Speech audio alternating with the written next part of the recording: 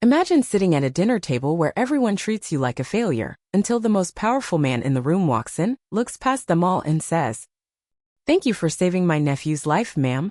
That moment changed everything. This is the story of how I went from being the family disappointment to the one they couldn't ignore. Before diving into the story, comment where you're watching from and don't forget to subscribe so you won't miss the latest stories. You think you're special just because you wear a uniform? That's what my uncle said, loud enough for everyone at the table to hear. He chuckled after, like it was just a joke. But it wasn't. It was a hit. A shot aimed right at my pride. And the worst part? No one called him out. It was supposed to be a celebratory family dinner at a fancy restaurant downtown. My father had just received a major promotion at his company, and my extended family had all gathered to raise a toast in his honor. Everyone was dressed up. Champagne glasses clinked. The air buzzed with stories about corporate wins and who just bought a new car. I had flown in just that morning, straight from my base. Exhausted, still adjusting to civilian noise and perfume, but I showed up because my father had asked me to. He said it meant a lot to him. I wore my formal uniform out of respect, something I rarely did off-duty. It wasn't about showing off. It was about presence, dignity, and honoring the hard path I chose years ago. But the moment I walked in, it was like I had disturbed some unspoken order. My aunt gave me a polite hug, like I was a guest who didn't quite belong. My cousins asked where I'd been, this time with a laugh like I was on a vacation tour. And then came the comments. Sharp. Casual. Dismissive. "You still single?" one cousin asked, a smirk curling his lips. "No man wants a woman who plays soldier." Another chimed in, "But you haven't worn a dress in years." I forced a smile. "Actually, I wore one to a medal ceremony last month. It looked great next to my Bronze Star." They laughed awkwardly. My words didn't land like I hoped. Maybe I sounded defensive. Or maybe they just didn't care. My father, sitting right there, didn't say a word. Not even a glance in my direction. He just kept sipping his wine, nodding at his co-workers' stories, basking in the glow of his own success. I swallowed the lump in my throat and stayed quiet. Not because I was weak. Not because I couldn't clap back. But because I've been trained to hold posture under pressure. To keep my face calm even when everything inside me is burning. They didn't know what I'd seen during deployment. They didn't know about the missions I led, the people I helped save, or the nights I barely slept just to keep my team safe. They didn't care about the countless birthdays I missed, the loneliness, the grief. They only saw the uniform and made their own assumptions. And the silence from my father hurt more than any jab they threw. He used to be proud back when I first enlisted. He bragged to his friends then. But over the years, that pride faded into discomfort. He never quite understood why I chose this life. Why I didn't settle down like my sister. Why I didn't chase a normal career. Maybe tonight, he thought it was easier to just not bring me up at all. I tried to blend in, join conversations about office gossip, house renovations, and kids' schools. But I always felt like an outsider. Like I had walked into a party that wasn't meant for me. And then everything changed. Just as the waiter was bringing dessert, the restaurant doors opened, and in walked a man I recognized immediately. General Harris. My commanding officer. A man with decades of service, the kind of presence that turns heads even out of uniform. He scanned the room, and walked straight to our table. My father's voice caught in his throat. My uncle leaned back, confused. Everyone paused. "Excuse me," the general said, his voice respectful but clear. "Is this where Lieutenant Colonel Sarah Mitchell is sitting?" Every pair of eyes turned toward me. I stood up. "Yes, sir," I replied, offering my hand. "Good to see you again." The general took it and smiled warmly. "Couldn't let you leave town without thanking you again. What you did last year for my nephew, will never forget it. You saved his life. Your leadership out there was unmatched." The table was frozen. My father's jaw was clenched. My uncle looked like he'd seen a ghost. The cousins who'd mocked me were now wide-eyed and speechless. The general went on. "You've got quite the future ahead of you. In fact, if I had my way, you'd be leading the next task force. We need more officers like you." He turned to my father. "You must be very proud." My father nodded slowly. "Yes, I am." For the first time that night, I believed him. After the general left, silence wrapped the table like fog. No more jokes. No sarcastic jabs. No fake smiles. Just silence and stares. I grabbed my coat. "Dad," I said, "congratulations on your promotion. I really do mean that." He looked up, eyes filled with something I hadn't seen in a long time, respect. I looked around the table once more. For anyone who ever thought I was nothing. I didn't come here to prove you wrong. But I'm glad you got to see who I really am. And with that I walked out. This time, they didn't laugh. This time, no one had anything to say. And it was the sweetest silence I'd ever heard. I sat there quietly, not because I was afraid. I've stood in war zones, negotiated under pressure, and led teams through life-or-death missions. I've had bullets fly past me and soldiers count on my voice in their earpiece to bring them home. I've made decisions in seconds that haunted me for months. But nothing prepares you for the battlefield that is family judgment. The silence in a war room is strategic, controlled, focused.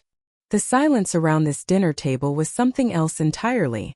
It was sharp and loaded with assumptions. It said, "You're not one of us." It screamed, "You chose wrong." They didn't see a leader sitting in front of them. They saw the girl who skipped prom to train in boots and fatigues. The girl who missed baby showers, weddings, holidays. The girl who didn't follow the script. They remembered little Sarah, who used to climb trees and get bruises and talk about joining the Air Force like it was a fantasy. They didn't see the woman I had become, the officer who'd seen real danger, who'd led real missions, who had earned every stripe through blood, sweat, and absolute determination. To them I was still different. My cousins chatted about home renovations, car upgrades, their kids' school plays, all while occasionally glancing in my direction with either pity or confusion. One asked if I'd ever think about settling down. Another made a joke about how hard it must be to find a husband when your job includes firearms and flight schedules. They laughed like it was harmless fun, not realizing or not caring that every joke was a jab. I kept my face calm. That too was part of my training. No emotion. No reaction. Just observe, assess, and stay composed. Then came dessert. And with it a whisper. My aunt leaned in gently, as if offering comfort. "Sweetheart," she said softly, "it's not too late to be normal." Normal. The word hit harder than I expected. What is normal, anyway? Sitting in an office, living for weekends, measuring your worth in wedding rings and baby pictures? I don't hate that life. Just wasn't mine. I found my purpose somewhere else. Out there under open skies in situations where every decision matters. I found strength in leadership, in responsibility, in service. But none of that counted here. Not to them. I didn't argue. I just nodded. Because I knew something they didn't. I knew what was coming. And they had no idea. A few minutes later, the front doors of the restaurant opened. The tall, broad-shouldered man who entered carried himself like someone used to being saluted. He scanned the room briefly, then walked with purpose toward our table. My family stopped mid-conversation. I tracked him like he was royalty. He stopped at our table and smiled. "Lieutenant Colonel Sarah Mitchell?" I stood instantly. "Yes, sir." My family froze. Some jaws dropped. Others just blinked in disbelief. The man took my hand. "Good to see you again, ma'am," he said, voice steady with respect. "Ma'am. Not soldier. Not girl. Ma'am. This wasn't just anyone. This was Brigadier General Marcus Harris, my direct superior and one of the most respected leaders in our command. "I hope you'll forgive the interruption," he said, glancing at my stunned family. "I was informed you were in town, and I couldn't pass up the chance to thank you again. My nephew wouldn't be alive if it weren't for your quick thinking in Kandahar." My father blinked. My mother sat frozen with her fork halfway to her mouth. My uncle, the same one who'd cracked jokes earlier, suddenly looked very, very small. The general continued. "The mission success rate in your unit was one of the highest we've seen in a decade. Your leadership has made an impact beyond any single battle. We're honored to have you on the team." He turned to my father, offering a respectful nod. "You must be incredibly proud." I could feel the shift in the room. Respect wasn't just demanded, it was earned, and in that moment, they all felt it. They couldn't laugh me off anymore. They couldn't pretend I was the disappointment at the table. Not with a decorated general calling me ma'am in a public place. My father finally spoke. I am," he said, clearing his throat. "Very proud." The general gave me one last smile. "Keep leading the way, Colonel. We're watching." Then he left. But the silence he left behind stayed. No more jokes. No more snide remarks. No more whispers about being normal. For the first time all evening, they looked at me differently. Not like I was an outsider. Not like I was the black sheep. But like someone who had walked through fire and come back made of steel. I looked around the table slowly, meeting their eyes one by one. I didn't say much. I didn't need to. I had already said everything that mattered just by being who I was. Finally, I stood up, placed my napkin on the table, and smiled. "Thank you for dinner," I said. "And for reminding me why I chose the path I did." And then I walked out, shoulders back, head high. Because this time I wasn't walking away in silence. This time they were the ones sitting quietly, and I was the one who left the room respected. Just as the waiter laid the bill on the table, I noticed a sudden shift in the atmosphere. Chatter faded. Glasses stopped clinking. Forks hovered in midair. A tall, commanding figure had just walked into the restaurant. He wasn't in uniform, but everything about him, his posture, his stride, the way his eyes scanned the room, made it clear he wasn't ordinary. He wore a perfectly tailored navy suit, the kind that whispers power, not shouts it. Salt and pepper hair, clean-shaven, confident without arrogance. The kind of man who doesn't need to introduce himself twice. He paused for a moment by the hostess stand, said something quietly, then turned and began walking with purpose toward our table. I saw it before the others did. My father, still laughing about a joke my uncle had made, caught the motion out of the corner of his eye and went still. My uncle, who had been sipping wine far too smugly all evening, froze mid-swallow. He looked at the man, then looked at me, then back at the man. You could see the realization forming slowly, like a bad dream he couldn't stop. The figure reached our table and stopped directly beside my chair. "Excuse me," he said in a calm, polite voice that somehow still commanded the whole room. "Is this where Lieutenant Colonel Sarah Mitchell is sitting?" Dead. Silence. The kind of silence that grips the air and makes it heavy. My cousins, who had mocked me just 20 minutes ago for not having a real job, were staring like they'd seen a ghost. My mother blinked, mouth slightly open. And my father, he looked like someone had just pulled the ground out from under him. I rose from my seat calmly without a hint of surprise and extended my hand with professional ease. "Yes, sir," I said clearly. "Good to see you again, General Harris." Gasps. Actual gasps. Someone dropped a spoon. "General." "Not sir." "Not Mr. General." My father's boss. The same man he had been name-dropping all evening, talking about how the general admired his work ethic, how important it was to make a good impression, how powerful and respected the man was within the organization. And now that very man was standing in front of him, not shaking his hand. He was here for me. And he wasn't done. General Harris took my hand and shook it with firmness and admiration. "I won't take much of your time," he said, glancing briefly around the stunned faces at the table. "I just wanted to personally thank you again for what you did in Helmand Province. The way you coordinated the evac under fire saved more than just my nephew's life. It was surgical. Brave. Textbook leadership under pressure." The table remained frozen. Even the waiter, still standing nearby with the bill folder, looked like he didn't know whether to leave or salute. "Your unit's performance out there raised the bar for operations across the board," the general continued. "Frankly, we're still talking about it. I've already submitted your name for the upcoming leadership summit, and between you and me, I'm hoping to convince you to take on the next regional command post." He then turned toward my father.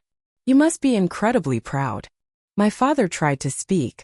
I could see him searching for the right words. For the first time that evening, he didn't have a rehearsed speech. No pre-planned jokes. Just wide eyes and a tight throat. "Ah yes," he stammered. "Very proud." General Harris smiled and nodded. "Good. She's one of the finest officers I've had the honor of serving with." He gave me one last nod of respect, then turned and walked away with the same calm precision he had arrived with. As he left, I stood for a moment watching the door close behind him. Then I slowly returned to my seat. Still no one said a word. Not even a fake laugh. Not even a whisper. Just stunned silence. I looked around the table, meeting every eye. My uncle had his hands in his lap, his expression suddenly small and distant. My cousins, who had once rolled their eyes at my discipline and laughed at the idea of a woman leading troops, now looked like they were trying to disappear behind their wine glasses. I turned to my father. "So," I said gently, "you've met General Harris before?" He managed a tight nod. "Only in passing." "Funny," I said. "He seems to know me pretty well." The tension at the table was unbearable now, but I didn't feel angry. I didn't feel smug. I just felt at peace. Because I didn't need to defend myself anymore. My entire career I had been surrounded by people who understood the cost of leadership. What it meant to serve, to sacrifice, to show up even when it's hard. But at home? All they had ever seen was a girl who didn't follow the script. Tonight that changed. Not because I made a speech. Not because I demanded respect. But because someone with more authority than all of them combined showed them who I really was. And in that moment they had no choice but to see me. When I finally stood to leave, I didn't rush. I didn't say goodbye. I just took a breath, adjusted the medal on my chest, and walked out. And behind me, for the first time in my life, my family sat in complete silence, watching me go. Because now they knew. Now they understood. And they would never forget it. General Harris turned to the table, his presence commanding yet graceful. His smile wasn't the polite kind strangers give out of courtesy. It was warm, genuine, the kind of smile that held deep gratitude and unspoken respect. I had to stop by and personally thank the officer who saved my nephew's life last year, he said, his voice calm but filled with weight. Without her quick action, we would have lost him. The table froze. For a few seconds, no one breathed. You could hear a fork drop from across the room. I stood still, my spine straight, my expression unreadable. But inside, I could feel the tension rise around me like a slow-moving tide. Eyes that had rolled at me an hour ago were now locked in stunned focus. I didn't move. I didn't need to. My father looked like he had forgotten how to breathe. The color in his face drained. His fingers, still resting around the base of his wine glass, trembled just slightly. The same man who had spent all evening talking about corporate deals and leadership principles suddenly looked like a student in the presence of a real teacher. My mother's hands paused in her lap. My cousins exchanged glances, trying to process what they were hearing. And then General Harris continued. She's one of the most decorated and strategic minds in our unit, he said, nodding toward me. A natural leader. Her decisions in Helmand saved not just my nephew but 2 other soldiers who'd been pinned down. The way she coordinated the response under pressure? Frankly, I've seen full-bird colonels with half her composure. His words sliced through the air, layer by layer, stripping away every misconception that had been casually placed on me over the years. He wasn't just complimenting me. He was rewriting the narrative. That little girl they remembered, the quiet one who never fit in, the one they whispered about at family gatherings, was now the woman their father's boss was praising in public. Not just praising, but admiring. I'm honestly hoping to convince her to take a higher command next quarter, he added. It would be a massive loss for our region, but she's ready. More than ready. Silence stretched like a rubber band about to snap. Then General Harris turned directly to my father. You must be very proud. That line landed harder than anything else he'd said. You could see the impact hit my dad in real time. His posture, once stiff with pride from his own promotion earlier in the evening, softened into something uncertain. Vulnerable. He opened his mouth slightly as if to respond, but nothing came out. And that said everything. All those years he'd looked at my career like a phase. All the times he changed the subject when I talked about my missions. All the family dinners where he bragged about my brother's office job but skipped over my deployments. And now, sitting across from his boss, the one he looked up to, the one he was trying to impress, he was being asked to acknowledge something he had never really accepted. That his daughter was more than just the family rebel. More than just the girl who didn't want to be normal. For once, my father didn't know what to say. But I did. I took a slow breath and looked across the table at him, calm but unflinching. I've always been proud of what I do, I said, keeping my tone measured. Even when no one else at this table seemed to understand it. My voice wasn't loud, but it carried. I could feel the shift around me. Embarrassment, maybe? Or guilt. Perhaps even admiration, but none of them were ready to admit it yet. I glanced over at General Harris, who gave me a small nod, the kind of gesture that says, "You've got this." I turned back to my father. And I'm proud of you too, Dad. I really am. You worked hard to get where you are. I just wish you could have seen me the way he does. A little earlier. The table remained frozen. I didn't need applause. I didn't need an apology. But for the first time I had their silence for the right reason. Because they were listening now. Really listening.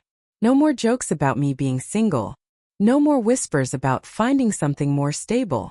No more fake smiles when I mentioned where I'd been deployed. They finally saw me. Not the family misfit.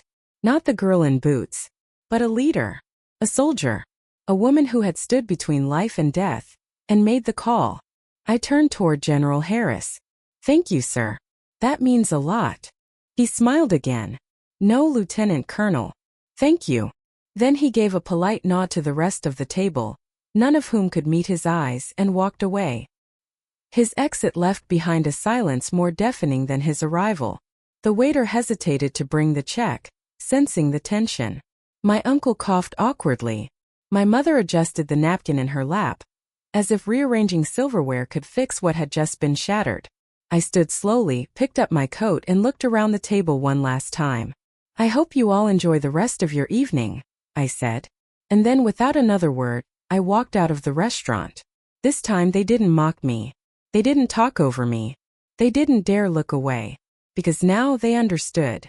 Respect doesn't come from titles or gossip, or fitting into a family mold. Respect is earned through action, through integrity, through standing tall when no one else will stand with you. And tonight they finally saw who I had become. Not someone who needed their approval, but someone they could never overlook again. After the general left, the energy at the table collapsed into a stunned, unbearable stillness. No more jokes.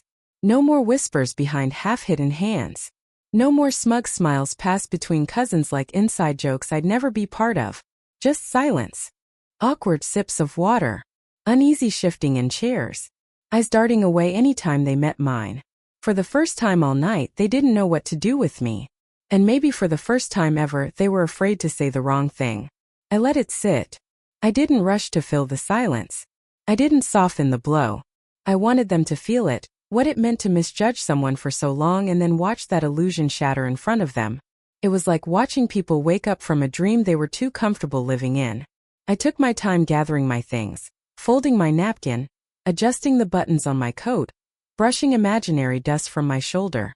Every movement calm, deliberate, unbothered. It was my silent declaration that I was in no hurry to leave, because I had nothing to run from. They were the ones left sitting in discomfort. Finally I stood. The chair scraping back echoed louder than I expected. My mother flinched slightly. My father looked up, eyes uncertain, his promotion forgotten for the moment. I looked at him, not with anger but with clarity. "Dad," I said softly but firmly, "I'm proud of your promotion."